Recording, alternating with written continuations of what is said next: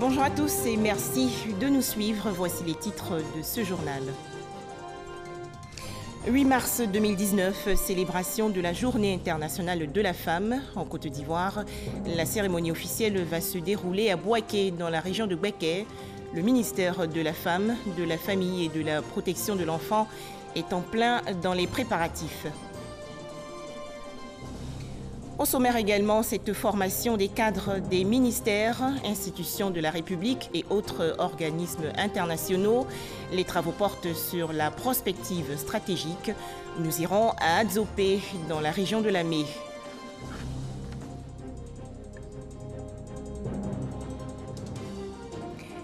Enfin en France, un grand rassemblement aujourd'hui pour dénoncer les actes antisémites. 14 mouvements politiques, tous bords confondus, sont mobilisés.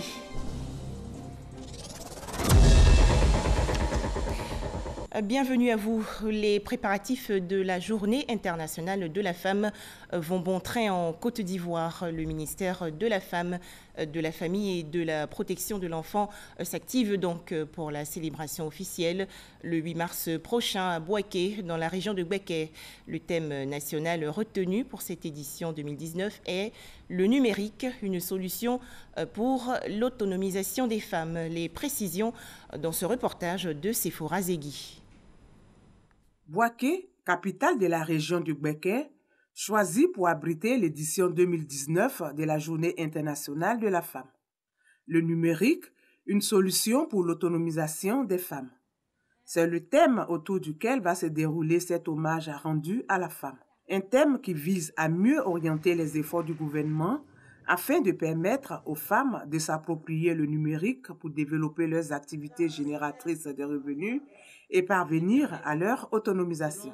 Pour plus d'équité, de justice sociale et de dynamisme économique, il est primordial de faire bénéficier à tous, sans exception, les avantages de la transformation numérique en cours.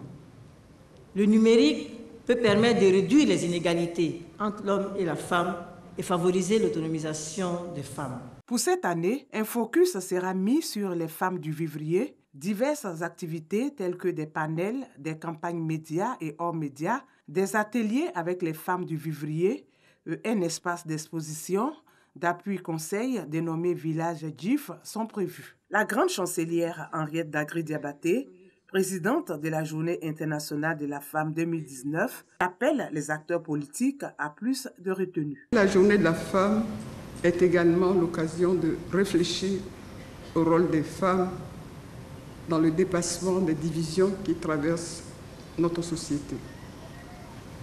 C'est devenu un cliché de dire que la femme donne la vie et qu'à ce titre, elle est toujours du côté de l'apaisement contre la violence.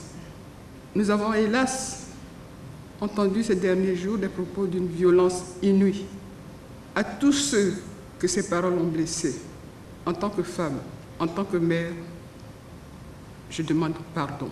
Instituée par les Nations Unies le 16 décembre 1977, la Journée internationale de la femme est une journée dédiée à la promotion des droits de la femme.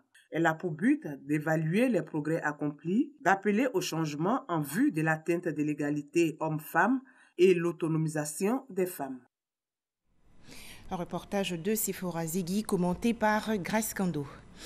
Direction à présent Adzopé, dans la région de Lamé. Plusieurs cadres des ministères, institutions de la République et organismes internationaux suivent actuellement une formation sur la prospective stratégique. Objectif, maîtriser les outils techniques de cette prospective stratégique. Les explications de Michel Kwame et Lanciné Bakayoko.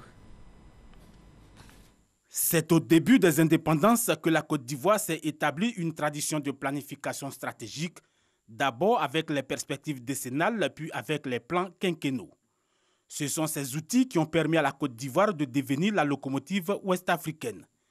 Des outils abandonnés auxquels le président Alassane Ouattara tente de donner vie à travers les plans nationaux de développement. Malgré la longue expérience de réflexion prospective développée par les différentes équipes dirigeantes de la Côte d'Ivoire et le bel arrimage à la planification stratégique, la prospective reste encore un domaine peu connu, non seulement du grand public, mais également des cadres de l'administration.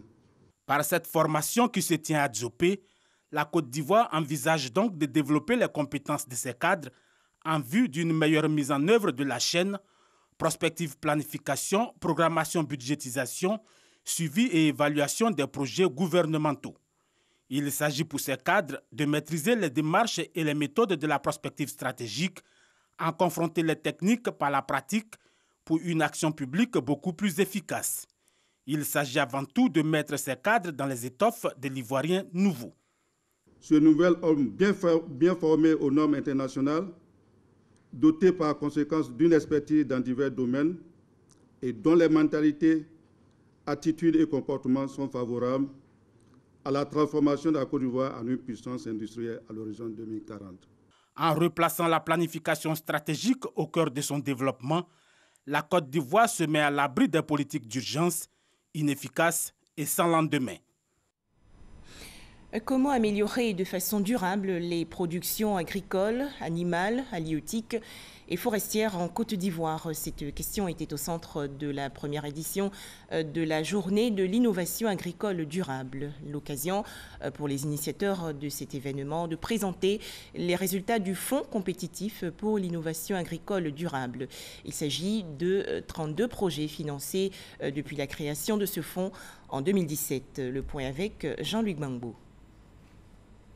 Toute une journée pour mettre en lumière les solutions et innovations qui contribueront à l'avènement d'une agriculture rentable et durable. La première édition de Ginov est surtout une tribune pour les porteurs de projets pour présenter leurs innovations en lien avec les activités agricoles ou agro-industrielles. Nous voulons transformer l'aubergine et la rendre disponible à toutes les périodes de l'année, quelles que soient les saisons, même en sécheresse, à moins de coûts. Nous voulons également lutter contre les pertes et les pourritures des produits. C'est le Cubeco Compost qui est une solution d'1 mètre cube qui permet à n'importe quelle coopérative de produire du compost sur place en 10 jours. Et après le compost, si on l'utilise, si on le vend, ça dépend du modèle économique parce que la clé quand même c'est la rentabilité. Ce sont 32 projets d'un coût total de 4,5 milliards de francs CFA qui ont été financés, dont 2,9 milliards de francs CFA par le Fonds compétitif pour l'innovation agricole durable, FCIAD. Un fonds initié par l'Agence française de développement, AFD, dans le cadre du deuxième contrat de désendettement et de développement, C2D. À travers ce fonds, l'AFD réaffirme sa volonté d'accompagner la Côte d'Ivoire dans un développement agricole durable et plus respectueux de ses ressources naturelles, en complément des actions déjà financées sur les premiers et deuxièmes C2D en matière d'éducation, de santé, d'emploi ou d'infrastructure. Piloté par le Fonds interprofessionnel pour la recherche et le conseil agricole, FIRCA, le FCIAD a pour objectif de stimuler l'utilisation des innovations en vue d'améliorer les productions agricoles, animales, halieutiques et forestières. Quand on a fini de sélectionner les projets les plus pertinents, il faut les vulgariser. La journée qu'on organise ici a pour vocation justement de dire aux uns aux autres, venez, il y a des nouvelles techniques. Donc déjà, il faut que l'information soit disponible. Les projets d'innovation sont mis en œuvre par 17 structures nationales et internationales. Ces projets concernent 17 filières agricoles et bénéficient directement à plus de 13 000 personnes réparties dans 28 régions de la Côte d'Ivoire. Dans l'actualité également, l'ouverture hier à Agadir au Maroc de la 5e réunion de coordination et concertation entre les institutions et organisations régionales de pêche. Représentant la Côte d'Ivoire, le ministre Kobenan Adjoumani a plaidé pour une pêche durable au bénéfice des communautés des 22 pays membres de la conférence ministérielle sur la coopération halieutique entre États africains riverains de l'océan Atlantique. Les explications de Hervé Blé. Une concertation pour le renforcement de la coopération institutionnelle.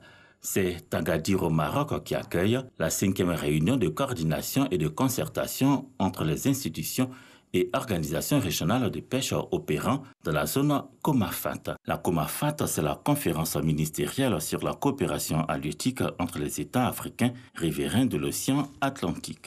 Pour son président, le ministre des Ressources animales et halieutiques, Kobenan Adjoumani, il est temps d'impliquer, aux côtés des organisations régionales de gestion des pêches, les communautés économiques régionales. Son objectif, aboutir à une politique intégrée et cohérente de la pêche et de l'aquaculture dans la région. Une gestion régionale des ressources halieutiques contribuera sans nul doute à une pêche durable au bénéfice des communautés de pêche de la région.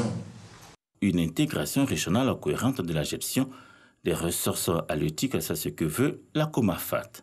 Les discussions d'Agadir devraient aboutir à des pistes d'action pour le renforcement de la coopération institutionnelle structurée entre les organisations régionales de pêche, les communautés économiques régionales et les acteurs non étatiques. La conférence ministérielle sur la coopération halieutique entre les États africains riverains de l'océan Atlantique, COMAFAT, a été créée en 1989 et regroupe 22 pays allant du Maroc jusqu'à la Namibie.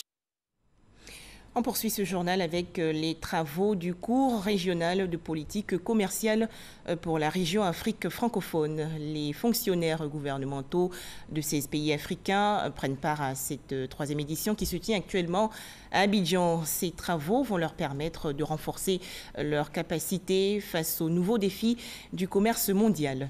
Francis Boifo. Bien qu'elle dispose d'importantes matières premières, l'Afrique reste marginale dans les échanges internationaux avec une contribution de moins de 3%. Le cours régional de politique commerciale initié par l'Organisation mondiale du commerce, OMC, à l'attention des pays africains anglophones et francophones, devrait augmenter le taux des échanges. 16 pays d'Afrique francophone participent pour la troisième fois à une formation sur les nouveaux défis du commerce international à l'École nationale supérieure de statistique et d'économie appliquée ENCA d'Abidjan. On abordera des questions liées au commerce des marchandises avec une attention particulière au commerce des produits agricoles, le commerce des services effectivement, et donc aussi l'actualité des négociations en ce qui concerne toutes les discussions actuelles concernant la facilitation des investissements. Nos économies qui sont appelées à produire. La Côte d'Ivoire veut s'industrialiser par la transformation de ses produits agricoles. Et qu'est-ce qu'on va en faire une fois que c'est transformé? Il faut bien les commercialiser. Il faut qu'on ait des agents qui soient compétents, bien formés. Les 25 représentants des pays africains francophones plancheront également sur l'élaboration de politiques en vue de favoriser le développement du commerce intra-africain avec 17% du taux des échanges. Pourtant, il y a du potentiel et le continent devrait l'exploiter. 1,2 milliard de consommateurs actuellement, 1750 milliards en 2030, selon des statistiques. Yamoussoukro, dans le centre du pays, les recteurs des universités francophones et de l'océan Indien sur le genre participent à un conclave. Objectif, mettre en place des stratégies pour augmenter la proportion des jeunes filles dans les filières académiques et des femmes dans la gouvernance universitaire. On en parle avec Soro Corona de RTI Bouaké. Les questions de l'équité et du genre sont encore à la traîne dans les universités et grandes écoles francophones africaines. Toujours selon l'OIF, Organisation internationale de la francophonie, seulement 25% des filles sont présentes dans les filières académiques et 10% des femmes dans la gouvernance universitaire. L'agence a mis en place une politique en son sein. Et cette politique va permettre de demander aux institutions membres de parler égalité femmes-hommes. Parler égalité femmes-hommes, ce n'est pas mettre une femme pour dire le genre est respecté. C'est dire qu'il faut qu'il y ait 50% de femmes, 50% d'hommes. À Yamoussoukro, la conférence des recteurs des universités francophones et de l'océan Indien est en conclave sur la promotion du genre. Une rencontre pour définir des stratégies idoines pour l'augmentation de la proportion des filles dans les filières académiques et des femmes dans la gouvernance universitaire. La présence des femmes est le maillon faible au niveau de l'enseignement supérieur.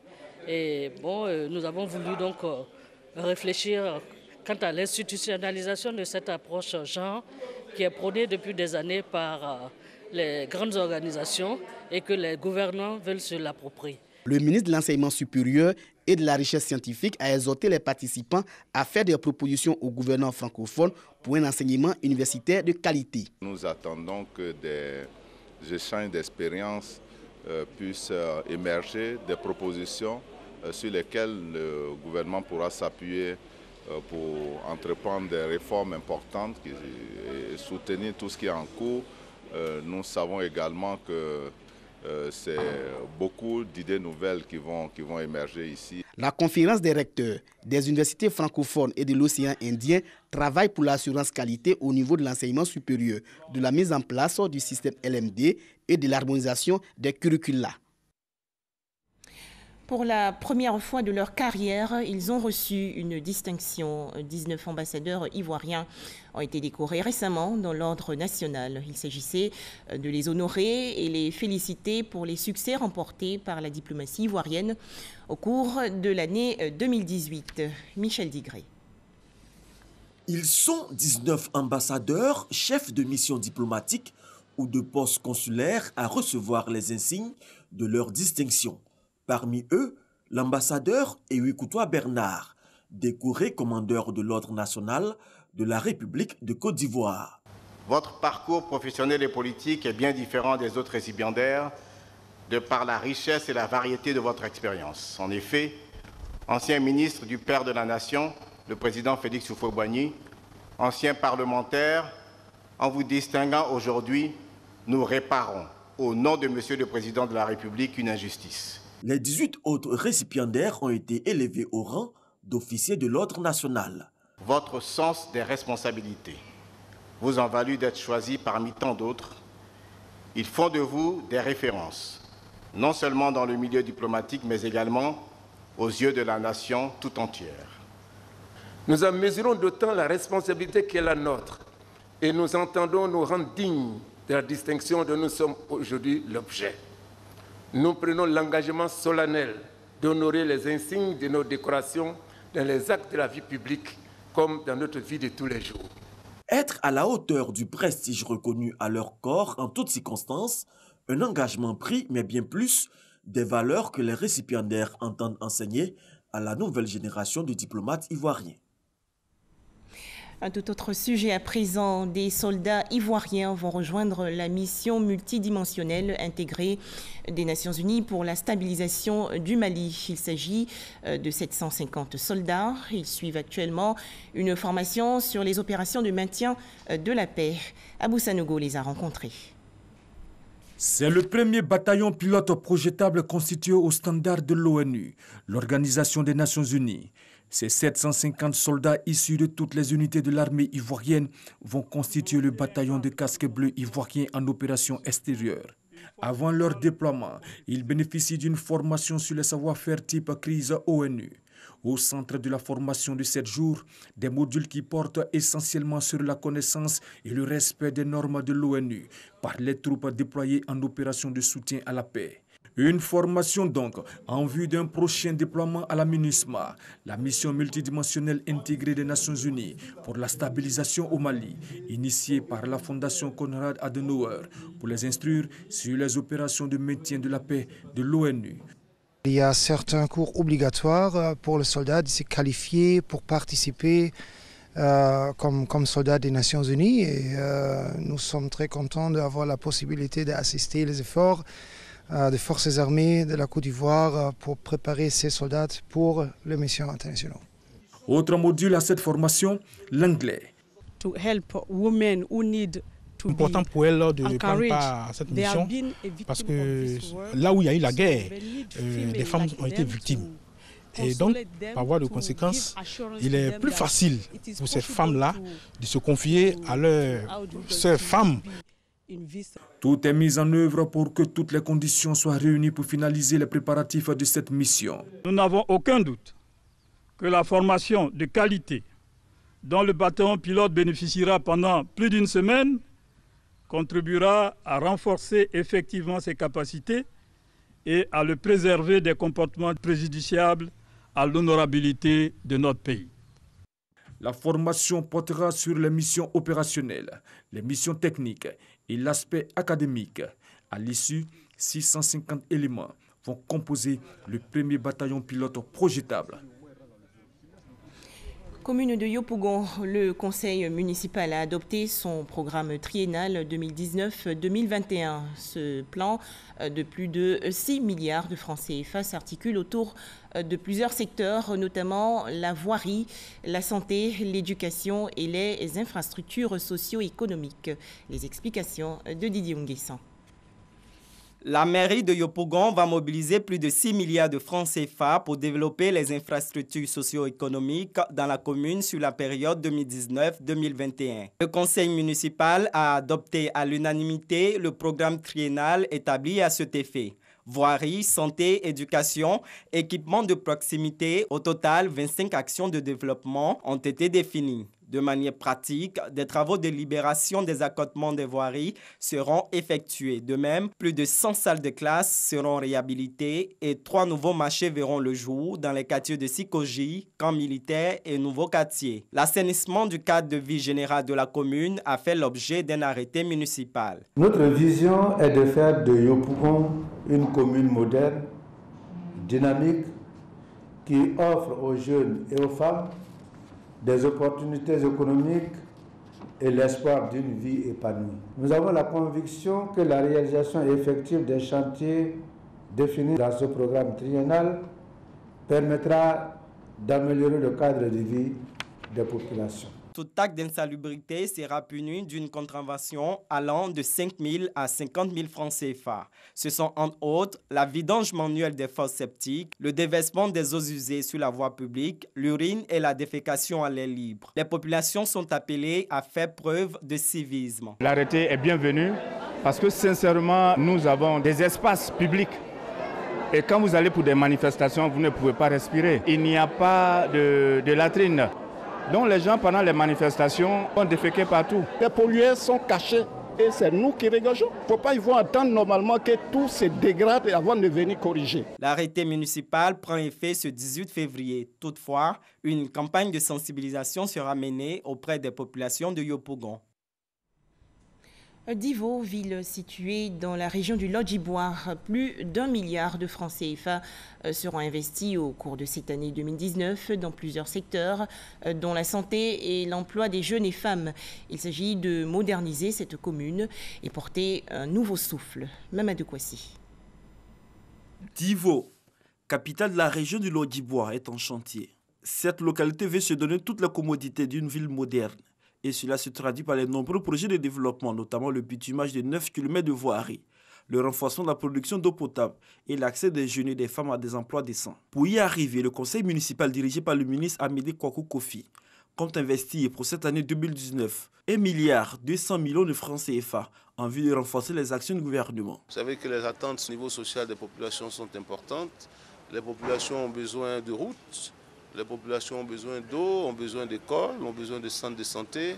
Il y a certains jeunes qui vont à l'école qui n'ont pas les moyens pour payer leur scolarité. Il y a certaines femmes qui ont besoin d'un peu de ressources pour mener des activités. Il faut aussi appuyer les handicapés, les chefs. Tout ça est pris en compte dans le budget 2019. Au cours de cette rencontre de la municipalité, les conseillers municipaux ont évoqué la question de l'insécurité qui gangrène la région de Lodjiboire et principalement la ville de Divo. Plusieurs cas d'agression et de vol sont constatés au quotidien. Le maire et son équipe ont promis d'apporter une solution. Nous avons pris l'engagement de travailler avec les services de police et de gendarmerie pour voir comment est-ce qu'on peut adresser cette question, comment est-ce qu'on peut apporter des solutions pour que nos populations vivent dans la tranquillité. Ce que nous demandons à nos populations, c'est d'aller à l'essentiel. L'essentiel, c'est quoi? L'essentiel, c'est que nous cultivons la paix entre nous. Pour pouvoir développer une ville ou une cité, il faudrait qu'il y ait la cohésion. Il faut qu'il y ait l'entente entre les cadres. Le préfet des régions a appelé les membres du conseil municipal et l'ensemble de la population du Lodjiboire au renforcement de la cohésion sociale et de l'unité. C'est d'appeler à la cohésion pour dire qu'ils doivent fédérer leurs énergies. Ils vont avoir des objectifs qui vont être fixés. Et donc ces objectifs-là doivent être le point de mire de toutes leurs actions, puisque la population attend la réalisation de ces projets-là. Le nouveau conseil municipal de Divo promet de jouer le rôle d'ambassadeur pour la consolidation des valeurs de paix et de cohésion pour le développement de leur cité. Toujours en Côte d'Ivoire, plus de 12 000 accidents de la circulation enregistrés en 2018. Des tragédies causées à 90% par le facteur humain. Alors pour préserver les vies sur les routes, le ministère des Transports a initié récemment des caravanes de sensibilisation à travers tout le pays. Tout de suite, l'étape de Yamoussoukro dans la région centre du pays avec Soro Corona de RTI Bouaké. Environ 13 000 accidents de la circulation puis 882 décès enregistrés en 2018 sur les routes ivoiriennes. Toujours selon les données des groupements des sapeurs-pompiers militaires de Côte d'Ivoire, ces accidents ont occasionné plus de 28 000 blessés. Tous ces accidents qui endeuillent les familles sont dus à des erreurs humaines. Excès de vitesse, imprudence des chauffeurs, stationnement dangereux, fatigue et consommation des excitants. Pour réduire les facteurs de risque, le ministère des Transports a initié une caravane de sensibilisation. À Yamoussoukro, les autorités administratives, politiques, sécuritaires et les acteurs du transport ont échangé sur la question. Le transport est un secteur transversal regroupant toutes les couches de la population économique. Donc il est important que tout cela soit au même niveau d'information. De telle sorte que quand un problème se pose, tout de suite à un transporteur, le préfet peut régler, le commissaire peut régler et naturellement les directions régionales peuvent régler. Donc c'est cette mission noble qui nous permet tous, les acteurs du transport, de nous approprier les textes. 2 jours durant, les participants ont réfléchi sur les facteurs de risque, les tests régissant l'organisation des transports en Côte d'Ivoire. Cette caravane a aussi permis de sensibiliser les acteurs sur le changement de comportement. À côté des morts, des blessés et des dégâts matériels enregistrés, les accidents de la circulation font perdre à la Côte d'Ivoire plus de 100 milliards de francs CFA par an. L'Iran a célébré il y a quelques jours les 40 ans de la révolution islamique. En Côte d'Ivoire, les ressortissants iraniens se sont retrouvés dans la commune de Marcory pour les réjouissances. Les temps forts de cette rencontre avec Abdoulaye Koné. 11 février 1979, en Iran, une date qui marque une nouvelle ère, la conséquence d'un an de protestation populaire contre la politique du Shah Mohamed Reza Pahlavi, une politique jugée socialement injuste. À cette époque, le pouvoir change de camp sous l'impulsion de la révolution qui transforme l'Iran en république islamique. Une naissance qui fait tomber le gouvernement de Shapour Bakhtiar et qui voit l'ayatollah Rouhollah Khomeini prendre le pouvoir. À Abidjan, l'ambassadeur de la République islamique d'Iran, Mansour Chakib Mehr, pour la 4e fois célèbre cet anniversaire en présence de personnalités diplomatiques et autorités ivoiriennes. 40 ans après ce vent de changement de la vie des Iraniens, le pays a atteint des rangs mondiaux en deçà de 20. Ces succès ont été accomplis alors que l'Iran est sous pression depuis de nombreuses années à cause des sanctions. Malgré cela, notre pays est aujourd'hui la 18e économie mondiale. Un événement mémorable pour les Iraniens vivant en terre ivoirienne, mais également pour les Ivoiriens qui ont séjourné en Iran. Emmanuel Kwasi Nouama, premier ambassadeur de la République de Côte d'Ivoire en Iran, y était avant la révolution islamique. Mes enfants étaient au lycée Raji. Et puis moi-même, au fil du temps, j'ai habité presque tous les quartiers. Vous voyez le boulevard Giscard d'Estaing. C'est à la suite de son voyage en Iran que le président Oufoué a eu l'intention et l'idée de créer ce boulevard. Les relations bilatérales ivoiro-iraniennes qui datent d'un demi-siècle impulsent une dynamique d'accroissement des échanges entre les deux pays. Dans le secteur économique, des potentialités ont été échangées à travers des documents qui sont prêts pour signature. La commission mixte de coopération pourrait servir de cadre de concrétisation. Enfin, hors de chez nous, la crise anglophone au Cameroun, 170 personnes, essentiellement des élèves qui avaient été enlevés récemment dans la ville de Kumbo, dans le nord-ouest du pays, ont été finalement libérés.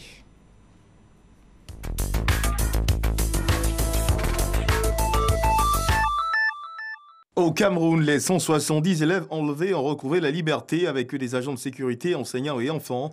Ils avaient été pris en captivité dans le nord-ouest du pays. Leur libération a été obtenue par des agents de l'église de cette localité qui, en échange, ont offert la promesse de fermer les portes de l'établissement. L'année dernière, en décembre, cette scène s'était produite dans cette même école. Des hommes armés avaient procédé à l'enlèvement d'élèves et d'enseignants. À Paris, ce mardi, l'on note une mobilisation de la classe politique française pour faire barrage à l'antisémitisme qui a pris de l'ampleur. Un rassemblement pour dire non à la discrimination et à l'hostilité prononcée à l'endroit des Juifs. Une marche initiée par le Parti socialiste qui compte la participation des partis politiques conviés. En Espagne, dans le nord du pays, plus de 700 personnes se sont mobilisées pour lutter contre une cinquantaine d'incendies. Aucune perte en vie humaine signalée. Le gouvernement de la Cantabrie a aussitôt attribué une origine criminelle au départ des flammes. 2 individus ont été interpellés dans le cadre de la recherche des causes de ces feux. La majorité des incendies ont eu lieu dans des zones inaccessibles. Voilà des précisions de Herman Guivet. Merci de votre attention.